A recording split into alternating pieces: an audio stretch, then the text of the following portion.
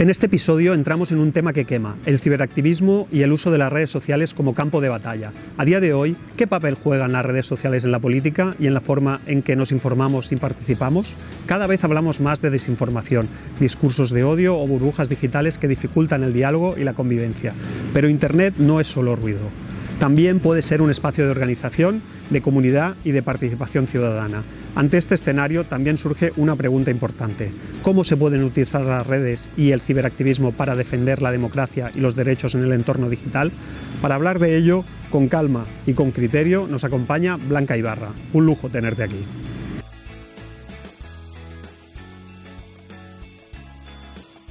Encantado, muchas gracias, un placer. Un placer estar aquí. Una pregunta muy directa, ¿redes sociales, estar o abandonarlas? Estar, sin duda. De hecho, me atrevería a decir sin ningún tapujo, ya que hemos venido a hablar claro, que hemos cometido un gran error desde la izquierda en general y también nuestro partido, hay que decirlo, y es darle poco peso desde el principio. Dejamos que la derecha y sobre todo la ultraderecha, a través de muchísima financiación y mucho dinero, campase a sus anchas durante muchos años sin que hubiese contrarrelato de todas las mentiras, de todos los bulos que estaban diciendo. Cuando Vox tenía cientos de miles de seguidores, nuestro propio partido en TikTok tenía apenas 10.000, lo recuerdo bien, ¿no? Porque ya ahí me estallaba a mí la cabeza. Por lo tanto, todo lo que recibían, no solo a través de los partidos políticos oficiales, sino de estos grandes streamers e influencers que ellos mismos han financiado y creado, ha ido intoxicando. En el momento en el que no estamos en las redes sociales, no hay contrarrelato a su mensaje. Y hay un hecho real a día de hoy, y es que hay cada vez más porcentaje de la población, los menores de 30, más de la mitad, que solo se informan por redes sociales. Y esto es algo que tenemos que asumir, le guste más o le guste menos a la gente. Antes estaban los periódicos mientras desayunábamos, pues ahora están las redes sociales mientras desayunas o vas en el metro. Si no metemos ese mensaje progresista, socialista en las redes sociales, solo van a estar ellos. Y donde no estamos, no se nos oye. Entiendo, te iba a preguntar, ¿el ciberactivismo moviliza o polariza? Yo entiendo... A ver, moviliza... Es cierto que el problema es que ya vivimos polarizados. Es decir, las redes sociales tienen un componente y bueno, realmente los algoritmos, ¿no? Los dueños de las redes sociales utilizan las emociones, porque todo lo emocional hace que la gente se quede pegada y eso les genera más capacidad de meter publicidad, de vender y con eso hacer dinero. Lo que le interesa a la gente es que los usuarios se queden. Y lo que ha hecho muy bien la ultraderecha es utilizar esa emoción vinculándolo a través del odio para meter su mensaje. Por lo tanto, lo que han conseguido es ya polarizar. Han llevado a mucha gente a esos extremos y con ese campo de juego creado, nosotros ahora tenemos que conseguir mover la emoción de la ilusión. Porque nosotros también podemos emocionar, pero nosotros no jugamos a emocionar en negativo, jugamos a emocionar en positivo. Así que el reto es estar... movilizar, pero no polarizar, sino contrarrestar esa polarización que sí existe a través de la ilusión. ¿Y cómo generar esa esperanza? ¿Ilusión?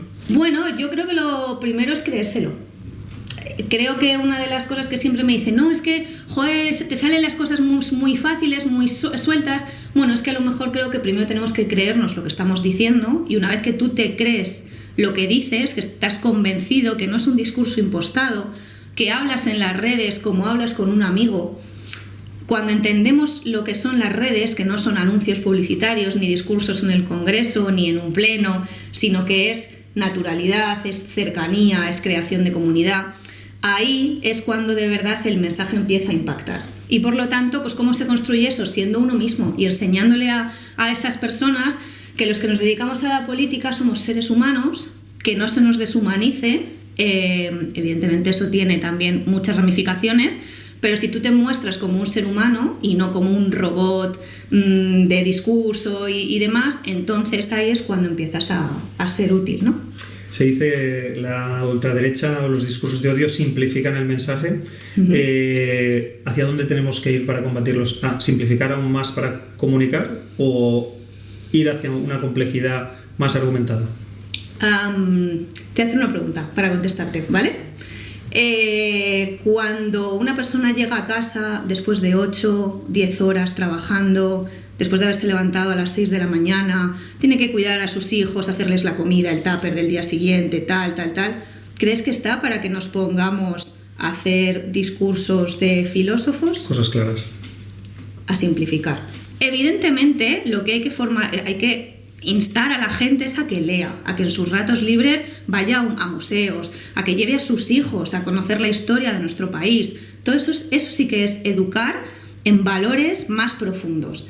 Pero no le pidas a una mujer o a un hombre que lleva 12, 14 horas fuera de su casa, que a las 9 de la noche se ponga a pensar en filosofía, ¿no? Transmítele los mensajes sencillos para que también se pueda generar esta conciencia y le apetezca saber más en su tiempo libre. ¿Crees que le están haciendo lo suficiente las plataformas para combatir desinformación? No, pero mira, yo soy muy firme en este tema, lo que pasa es que no hay voluntad ninguna por las plataformas. Creo que la solución a los grandes discursos de odio, a todas estas campañas que vemos constantemente, pasaría porque no existiese el anonimato en las redes sociales. Ahora que existen medios digitales, certificados digitales, DNIs electrónicos y demás, no solo en España, a todos los niveles, creo que el camino sería que detrás de cualquier troll, bot que desde el anonimato se siente con la impunidad de decir una barbaridad, si la policía, las fuerzas de seguridad pudiesen saber automáticamente quién está detrás, antes de que lo dijesen, desaparecería. ¿Cuál es el problema? Que no depende solo de un país, porque al final son plataformas absolutamente internacionales que no se deben a la regulación de España, ¿no? Y que tú no puedes obligar a una plataforma a hacer algo solo en este país cuando en Francia o en Alemania o en Estados Unidos no tiene que hacerlo. Entonces no hay voluntad ninguna porque no sienten esa presión a nivel internacional. Ahí está el problema. Entiendo. ¿Dónde está la frontera entre moderación y censura? En ámbito de redes. Obviamente para mí en el momento en el que dejas de respetar los derechos fundamentales. Yo siempre he dicho, ¿no?, una cosa que considero muy simple, ¿no?, y es: tu libertad acaba en el momento en el que ataca la mía.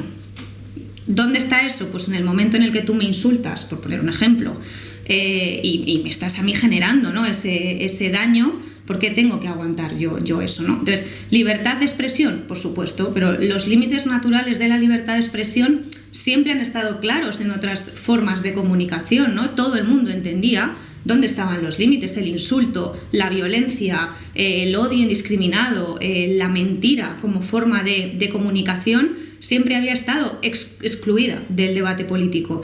El gran problema que tenemos ahora es que tú te encuentras con discursos en los que alguien te dice: no, es que esto es muy malo porque Pedro Sánchez es malo, malísimo y tal. No, mira, es que estos son los datos. Ya, bueno, pero es que los datos del gobierno yo no me los creo. O sea, hemos normalizado que los datos ya no valgan, que la verdad, lo que antes era un dato y todo el mundo decía, sí, aquí está el dato, ya te puedes permitir creerte la mentira y que la mentira sea tu nueva verdad y que eso sea algo que podemos aceptar como sociedad, ¿no? Eso no puede ser, ¿no? Ahí sí que tenemos que hacer una reflexión colectiva de dónde están esos límites, ¿no? Hablando de Pedro Sánchez. Ay, venga, me encanta hablar de Pedro Sánchez. El paquete de medidas para regular redes sociales, entre las cuales está la propuesta de prohibición de acceso de menores de 16 a redes. ¿Cómo valoras esta propuesta? Y del paquete de medidas, ¿cuál crees que es la más interesante y eficaz? Mira, el otro día estuve en Alicante en una charla que me invitaron unos compis de Juventudes Socialistas que tenían, la chica que me hizo la entrevista tenía 14 años.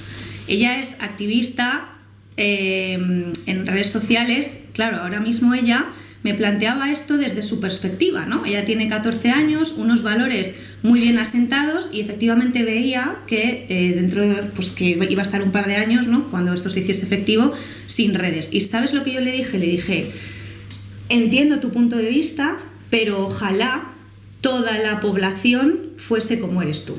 El problema es que tú, que tienes estos valores y esta educación, no eres el grueso, y de eso no es culpa de los adolescentes, de eso se aprovechan muchísimas personas que utilizan mentes que están en creación, porque todos hemos sido adolescentes y las hormonas cuando eres adolescente pues están pensando mil cosas a la vez, se utilizan para, bueno, pues primero empiezan con utilizaciones y ya que pueden acabar en cosas muy graves, en propuestas evidentemente indecentes y muchas veces sabemos que traspasa la pantalla, ¿no? Y luego hay otra pata muy importante, a mí me parece súper necesaria, que es de la que se habla poco, y es que esta prohibición, tenemos que tener en cuenta que los adolescentes han convertido también las redes y en general Internet para consumir, y lo digo sin tapujos, para consumir pornografía.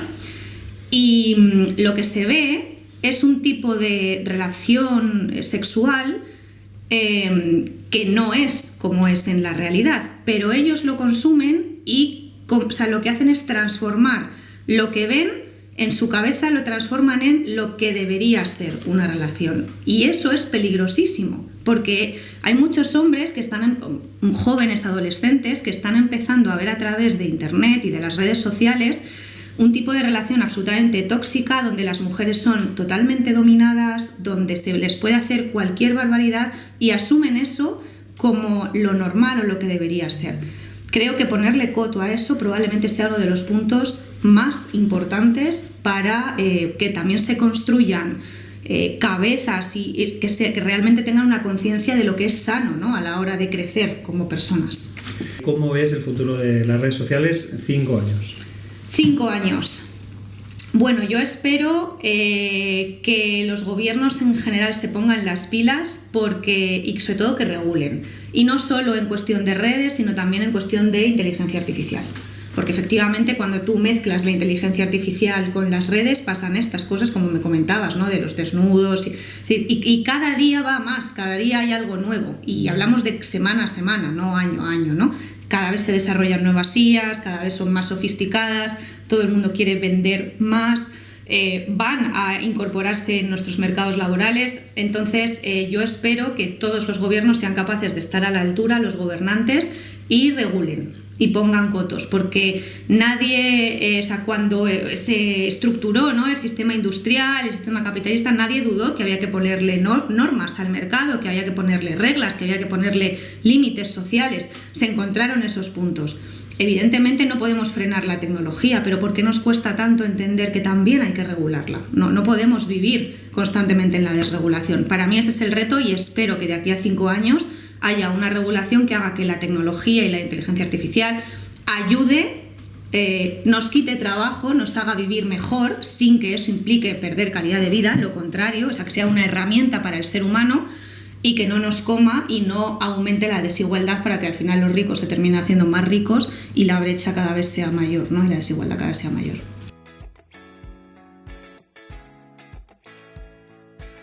Mitos y verdades sobre redes sociales y ciberactivismo. Vale.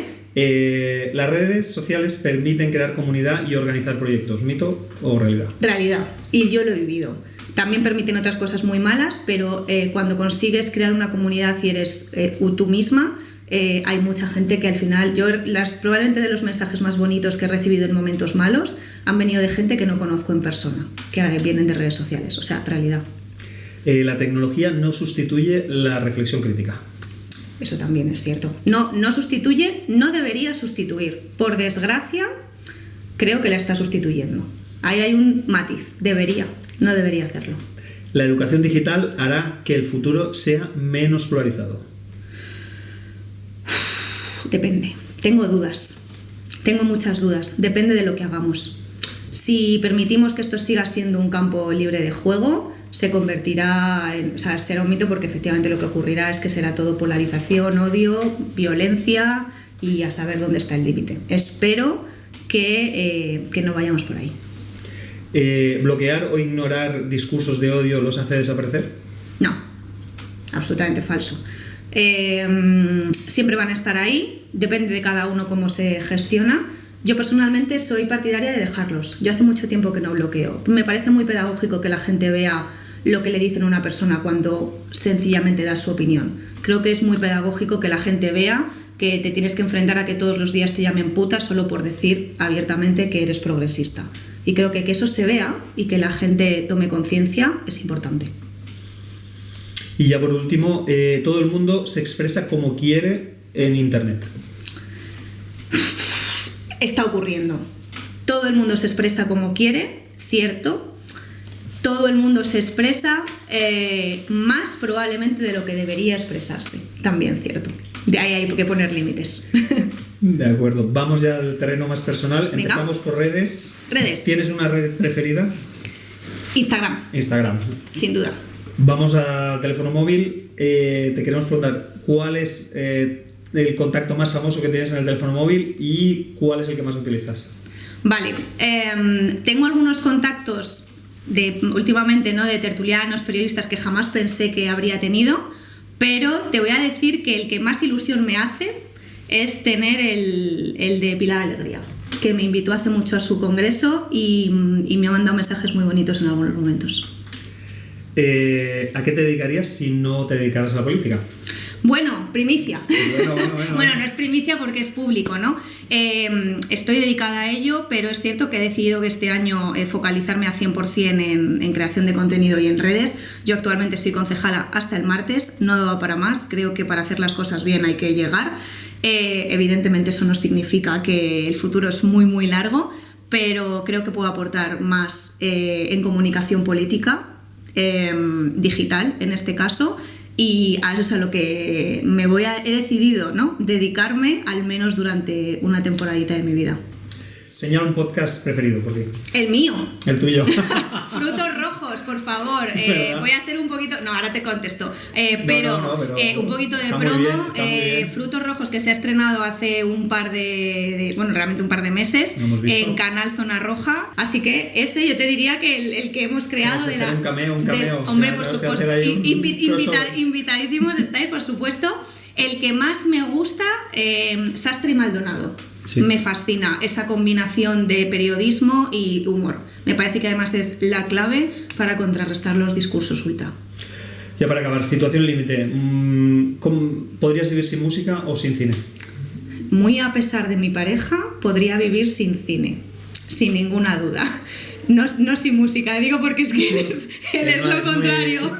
Es muy límite. Veo películas, evidentemente, pero me gusta mucho más una buena canción. Sobre todo me gustan mucho los clásicos, tiro más, que el reggaetón no lo entiendo. O sea, de hecho el otro día, y dejadme que me meta esta anécdota, porque el otro día he escuchado a un científico decir que es posible que el reggaetón sea la música que más estimula en positivo el cerebro, y entonces a mí me cortocircuitó un poco la cabeza porque no lo comprendo, pero lo respeto, dicho lo cual soy de música y de clásicos.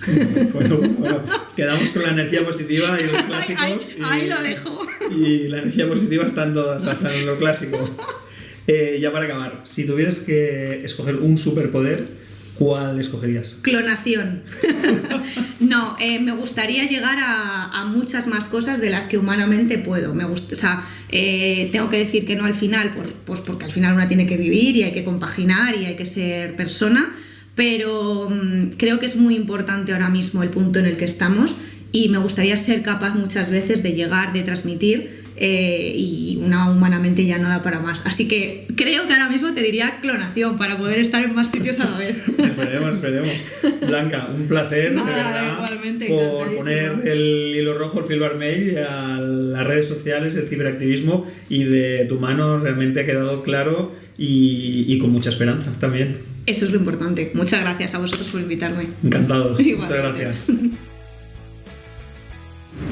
Y hasta aquí el episodio de hoy del Fil Vermell, un espacio para entender la política y la conexión entre las decisiones públicas, los valores progresistas y el día a día de la gente. Hoy nos hemos sumergido en el mundo del ciberactivismo y en cómo las redes sociales se han convertido en un altavoz esencial para la defensa de los derechos y la democracia. Y para hacerlo hemos tenido como una invitada de lujo, Blanca Ibarra, que nos ha ayudado a entender qué está cambiando, por qué importa y cómo cada clic puede convertirse en una forma de participación ciudadana. Nosotros seguiremos tirando de este hilo. Hasta el próximo episodio.